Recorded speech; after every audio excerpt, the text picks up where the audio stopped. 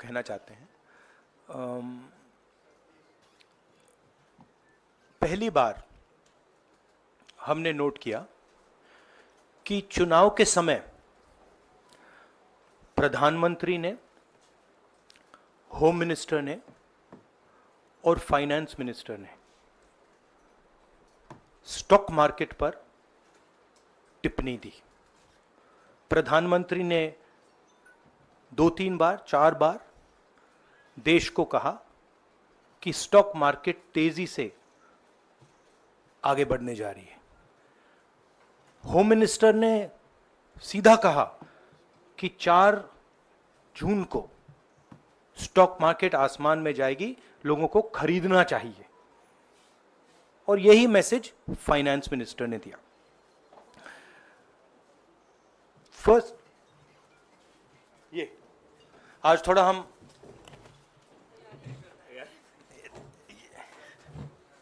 तो ये क्रोनोलॉजी है। अमित शाह कहते हैं बाय शेयर्स बिफोर 4 जून। 19 में नरेंद्र मोदी जी कहते हैं stock market will break records on June 4।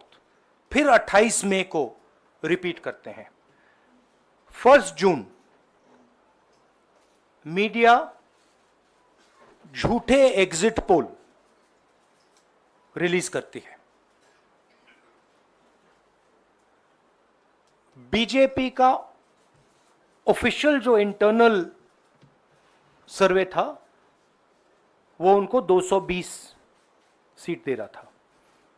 तो ये इंफॉर्मेशन बीजेपी के लीडर्स के पास था। इंटेलिजेंस एजेंसीज ने 200 और 220 के बीच में सरकार को बताया था कि उनकी सीट्स आ रही हैं। 3 जून को स्टॉक मार्केट सारे रिकॉर्ड तोड़ देता है और 4 जून को खटाक से स्टॉक मार्केट अंडरग्राउंड चला जाता है। अगला स्लाइड दिखाइए जरा। ये देखिए 31 मई massive stock activity, more than double what was there on 30th, more than double what was there on 29, 28। ये अनोमली देखिए। ये कौन लोग हैं? ये वो लोग हैं जो जानते हैं कि कोई ना कोई घपला हो रहा है। हजारों करोड़ रुपए यहां पे इन्वेस्ट हुए हैं, फॉरेन इन्वेस्टर्स ने इन्वेस्ट किए हैं। और उसके बाद 30 लाख करोड़ रुपए का लॉस होता है। किसका लॉस होता है? रिटेल इन्वेस्टर्स का लॉस होता है। तो ये जो आप देख रहे हैं हिंदुस्तान की स्टॉक मार्केट की हिस्ट्री का सबसे बड़ा स्कैम है। और इसके बारे में हम कुछ सवाल पूछना चाहते हैं। पहला सवाल, why did PM and HM give specific investment advice to the 5 crore families investing in the stock market? Is it their job to give investment advice? Second, why both interviews were given to the same media house owned by the same business group which is also under SEBI investigation for manipulating stock market? Third, what is the connection between the BJP, the fake exit pollsters and the dubious foreign investors who invested 1 day before the exit polls were announced and made a huge profit at the cost of 5 crore families? We demand a JPC into this. We are absolutely convinced that this is a scam. Somebody has made thousands of crores of rupees at the cost of Indian retail investors. And the Prime Minister and the Home Minister have given an indication to buy. And this is a criminal act. So we demand today a joint parliamentary committee to investigate this. मैं हिंदी में बोल देता हूं।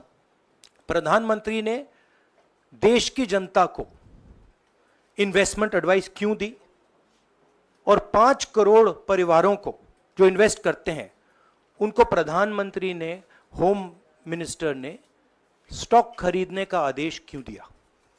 दूसरा, दोनों interviews जो किए गए थे वो अदानी जी के जो चैनल्स हैं उनको दिए गए थे, उन पर सेबी का इन्वेस्टिगेशन हो रहा है, तो उन चैनल्स का क्या रोल है।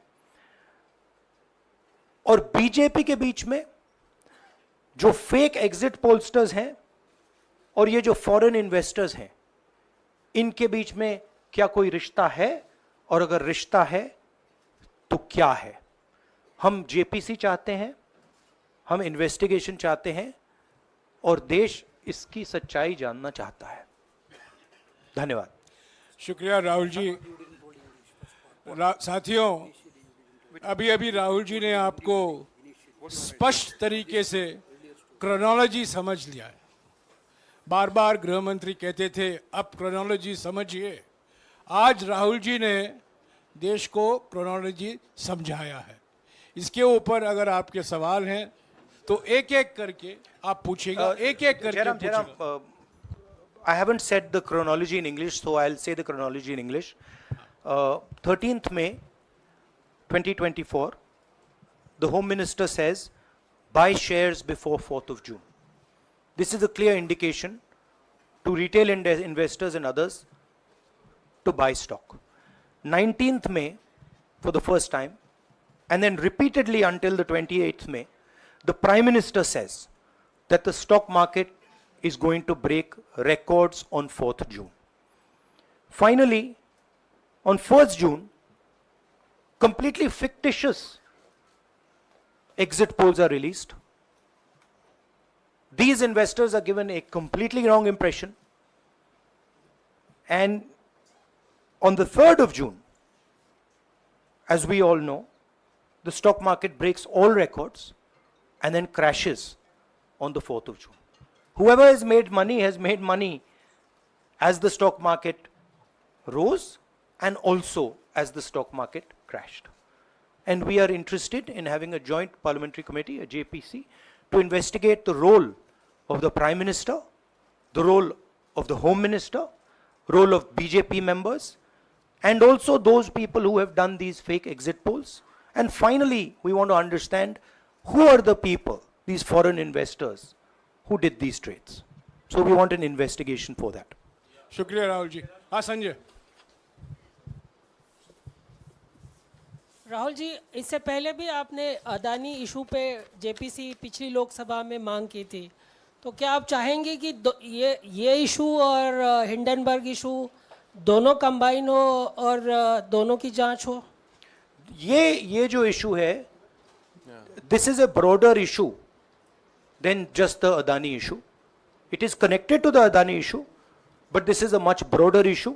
This is directly the Prime Minister of India, Home Minister, who are privy to data on actual election results, who have IB reports, who have their own data, who are advising retail investors to buy stock on the 4th. This has never happened before. And by the way, the Prime Minister has never commented on stock market before this. This is the first time the Prime Minister has commented, very interestingly, and multiple times, one after the other, saying that stock market is going to boom, stock market is going to boom, stock market is going to boom. And at the same time, he has information that the exit polls are wrong. He has information that he knows what is going to happen because he has IB data and he also has his own party data. हाँ जी रवि। राहुल जी, मेरा सवाल यही है कि जी news ने भी ये सारी चीज़ बताई है जनता को कि कई चैनलों ने मिलकर ये सब चीज़ किया है, जिस तरह से एग्जिट पोल करके लोगों को गुमराह किया है, जिस तरह से शेयर बाजार में सारा कुछ हुआ है। जी न्यूज़ ने भी इस मामले को उठाया है और बताया है, और आपके कहने का सीधा अर्थ है कि अडानी को इसका फायदा उठाने के लिए किया गया है? नहीं, मेरा कहने का ये अर्थ है कि उसमें अदानी इन्वॉल्व हो सकता है, मगर ये अदानी से बहुत बड़ी चीज़ है। इसमें बीजेपी के सबसे बड़े नेताओं ने कहा है रिटेल इन्वेस्टर्स को मैसेज दिया है कि आपको स्टॉक खरीदना चाहिए। उनके पास इंफॉर्मेशन थी कि एग्जिट पोल्स गलत हैं, उनके पास इंफॉर्मेशन थी कि बीजेपी को फुल मेजॉरिटी नहीं मिलने वाली है, और वो जानते थे 3 जून को और 4 जून को क्या होने वाला है। कितने का 30 लाख, कितना 30 लाख करोड़ का नुकसान हुआ है, कितने का 30 लाख करोड़ रुपए का नुकसान हुआ है, और हजारों लाखों करोड़ रुपए का चुने हुए लोगों को फायदा हुआ है। और हम इंक्वायरी चाहते हैं प्रधानमंत्री पर, होम मिनिस्टर पर, जिन्होंने एग्जिट पोल किया उन पर, और ये जो फॉरेन इन्वेस्टर्स